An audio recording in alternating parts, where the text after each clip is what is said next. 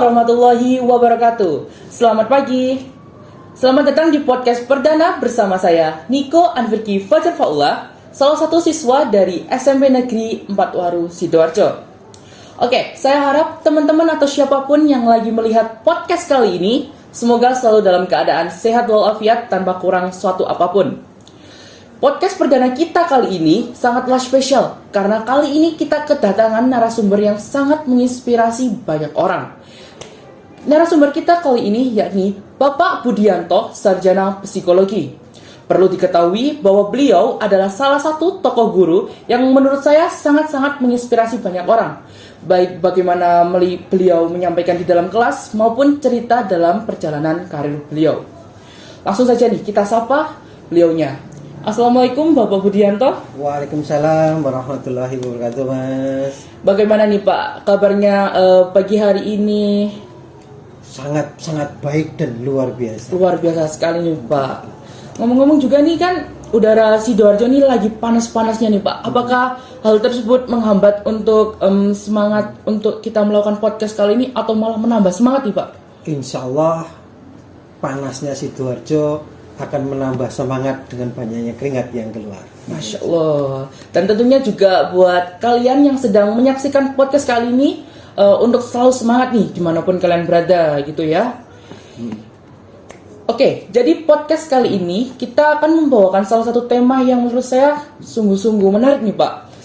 Sesuai dengan kehadiran Bapak di sini, yaitu tema kita kali ini yaitu tokoh inspiratif. Tentunya teman-teman di rumah dan juga dimanapun nih kalian nyaksiin pasti juga banyak sekali yang memiliki tokoh inspiratif mereka nih Pak ya, tentunya.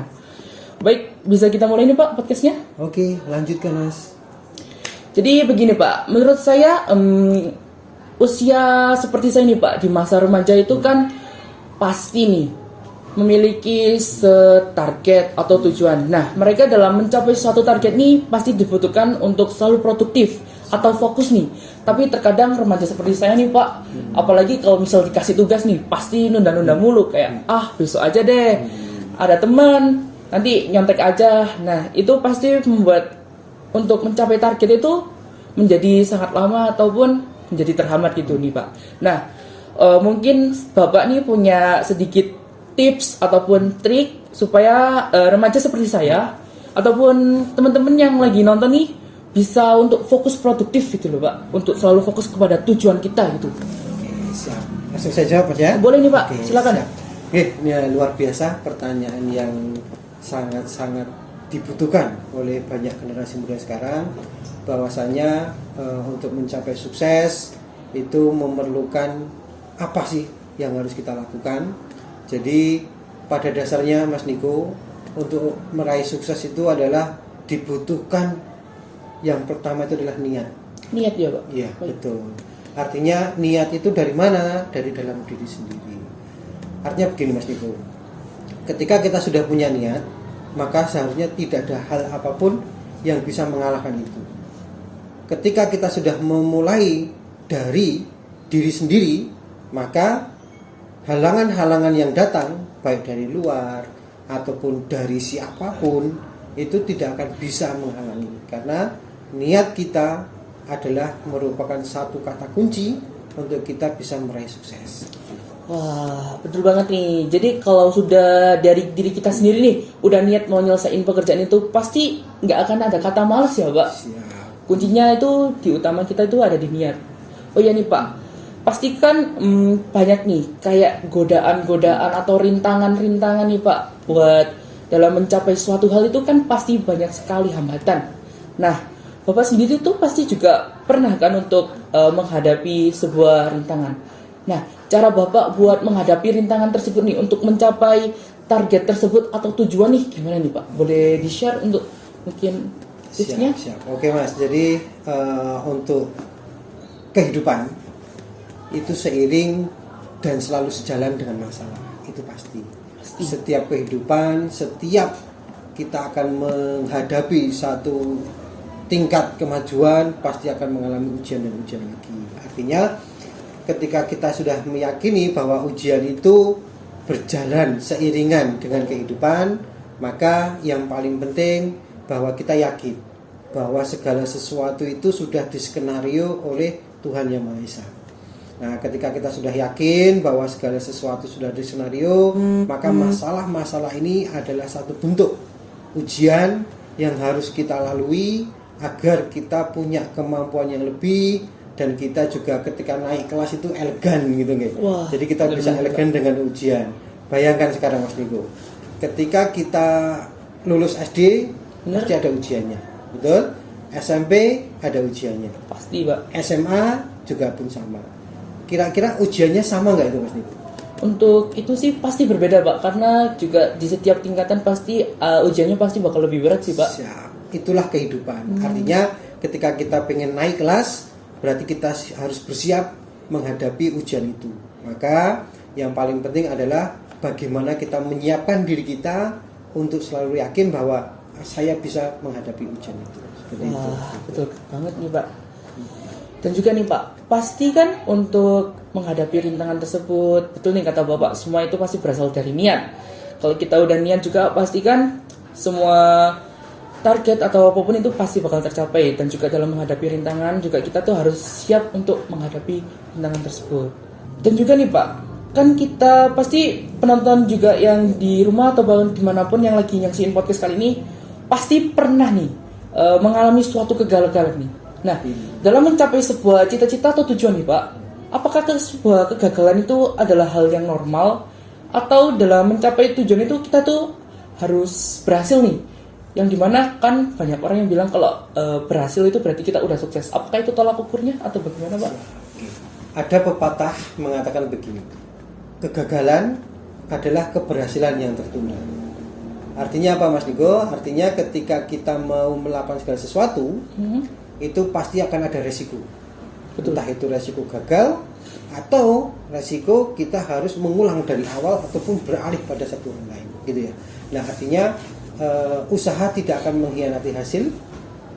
Kita akan dihadapkan pada banyak tantangan, tetapi yang akan menjadi pemenang adalah orang yang mau bangkit dari kegagalan, mau mengevaluasi penyebab kegagalan, kemudian melakukan strategi yang baru untuk mendapatkan keberhasilan. Seperti itu.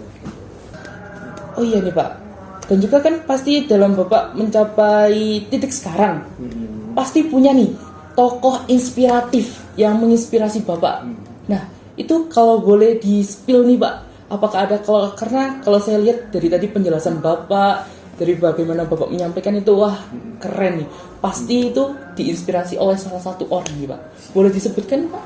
Oke, wah ini sebenarnya tokoh inspirasi saya ini tokoh yang sangat luar biasa yang sudah mendunia itu Mas Niko ya. Spesial nih kayaknya tokohnya nih, Pak. Betul. Jadi sampai hari ini saya sangat-sangat mengidolakan, sangat kagum dengan pencipta lampu.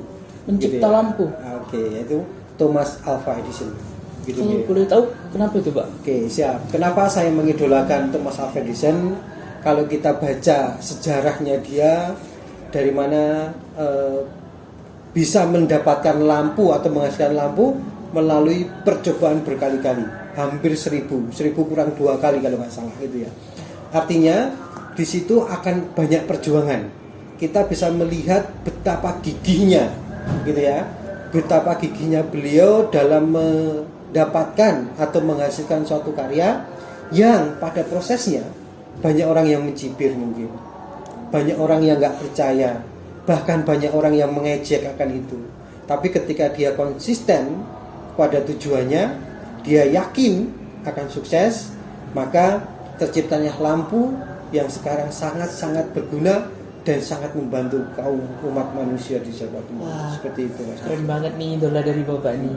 Dengan konsistennya beliau dalam selalu tekun nih, selalu melakukan berbagai percobaan untuk mendapatkan lampu. Akhirnya nih teman-teman, kali ini kita bisa nih belajar ataupun lagi ngerjain tugas nih, kita bisa terang nih. Kalau bayangin nih kalau nggak ada lampu ataupun nggak ada penerangan, kita belajar gelap-gelap nih, Pak. Gelap dong, gitu gelap. Ya. Baik. Lalu untuk setiap orang kan juga pasti memiliki kelebihan dan kekurangan nih, Pak. Dan juga banyak sekali yang mereka itu tidak mau berusaha untuk menutupi kekurangan. Bukan menutupi kekurangan, mengurangi kekurangan tersebut. Nah, tanggapan Bapak untuk kelebihan dan kekurangan setiap individu itu bagaimana? Apakah hal itu bisa menjadi hambatan atau malah bisa menjadi sesuatu untuk melangkah ke depan? Oke. Ini yang menarik Mas ya. Artinya saya boleh mengutip satu hadis ya, satu hadis bahwa ketika kita berfokus pada kelebihan, maka kekurangan itu akan tertutupi dengan sendirinya. Nah, artinya begini Mas, bahwa setiap manusia memang diciptakan tidak ada yang sempurna. Itu sudah menjadi takdir Allah ya, bahwa tidak ada manusia yang sempurna. Namun Allah sudah menciptakan manusia dalam bentuk yang paling sempurna. Artinya ketika kita sudah percaya bahwa kita sempurna, maka fokuslah pada kelebihan kita. Kalau kita berfokus pada kelebihan kita, insya Allah kekurangan yang ada di dalam diri kita akan tertutupi. Dan juga nih Pak, pasti Bapak berada di titik sekarang nih, pasti juga ada jatuh bangun nih Pak, dan juga ada beberapa prestasi yang mungkin menurut Bapak membanggakan. Nah, kalau boleh di-share nih Pak, ada nggak sih prestasi dalam selama perjalanan karir Bapak nih yang menurut Bapak sendiri itu nggak bisa dilupain, kayak wah akhirnya bisa mendapatkan itu tuh kayak nggak percaya gitu Pak. Jadi Mas Niko, jadi ketika saya sudah berkomitmen untuk menjadi seorang pengajar gitu ya, seorang guru, maka ada suka duka yang sudah saya alami, ada juga peristiwa yang sangat menyenangkan dan itu tidak bisa kita lupakan. Contohnya saya pernah menjadi semacam ini Mas ya, motivator gitu ya. Motivator artinya pada kesempatan-kesempatan tertentu saya diundang beberapa sekolah untuk memberikan motivasi kepada siswa-siswanya, terutama menggunakan metode hipnoterapi gitu ya. Artinya ketika saya diundang, kemudian saya berbicara di depan anak-anak, saya bisa memberikan satu masukan, kemudian masukan itu diterima dan bisa dilakukan dan membawa perubahan yang positif bagi siswa itu, maka itulah kebahagiaan yang tidak bisa dibayangkan dan tidak bisa diukur dengan nilai apapun. Seperti itu Mas Niko. Tidak terukur ya Pak? Siap. Betul banget. Apalagi bisa menginspirasi banyak orang, itu salah satu hal yang menurut saya keren banget nih. Kayaknya saya masih perlu untuk berguru nih sama panjenengan. Sama-sama kita berjuang bareng ya. Siap ya. Oke, jadi begitu nih teman-teman. Buat apa yang tadi disampaikan mungkin semoga bisa bermanfaat buat kita semua, dan juga mungkin ada sedikit pesan nih Pak buat teman-teman di rumah yang lagi nyaksiin. Oke, siap. Oke. Pesannya sederhana, teman-teman sama rekan-rekan pemirsa semuanya, bahwa ketika kita keras pada diri kita, maka dunia akan lunak. Artinya ketika hari ini kita menggembleng diri kita dengan disiplin, kita menggembleng diri kita dengan melakukan segala sesuatu secara teratur, terlatih gitu ya. Sementara teman-teman di sana masih main, teman-teman sudah belajar, teman-teman di sana masih nongkrong, teman-teman sudah mulai fokus pada masa depan, maka sejatinya ketika teman-teman nanti keluar, dunia akan memperlakukan teman-teman dengan baik. Sebaliknya yang hari ini masih memanjakan dirinya, maka ingatlah bahwa di dunia sana sangat keras, kehidupan di luar sangat keras. So, jangan sia-siakan masa mudamu, berkaryalah, bermimpilah mulai sekarang, raihlah cita-citamu mulai sekarang biar kamu sukses lebih cepat daripada yang lain. Seperti itu Mas Niko. Nah, keren banget tuh nih teman-teman untuk pesan dari Bapak Budianto. Bener banget nih, jadi ketika kita keras kepada diri kita, maka dunia akan menjadi lunak. Dalam artian kita pasti kalau berusaha lebih awal nih Pak, pasti nanti hasil yang akan dicapai juga pasti lebih cepat. Dan juga ada pepatah nih Pak, berakit-rakit dahulu, berenang-renang ke tepian, bersakit-sakit dahulu, bersenang-senang kemudian. Keren tuh. Oke nih teman-teman, jadi cukup sekian podcast kali ini, semoga bermanfaat bagi kita semua. Dan apabila ada kesalahan maupun tingkah laku yang kurang berkenan, saya mohon maaf. Saya selaku host dari podcast ini mohon undur diri. Wassalamualaikum warahmatullahi wabarakatuh. Waalaikumsalam.